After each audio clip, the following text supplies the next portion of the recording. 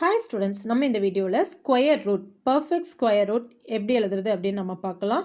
ஒன்னோட square root of 1 into 1 is equal to 1. 4 எப்படி எழுதலாம்? 2 into 2, ஸ்கொயர் ரூட்டில் 2 into 2 is equal to 2.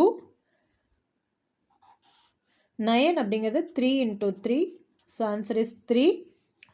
16 4 into 4 equal to 4. 25 அப்படிங்கிறது என்னது? 5 into 5 is equal to 5. 36 6 into 6 equal to 6. 49 7 into 7 is equal to 49, so answer is 7. 64 square root of 8 into 8, the answer is 8. 81 9 into 9, so answer is 9. 100 square root of 10 into 10 equal to answer 10.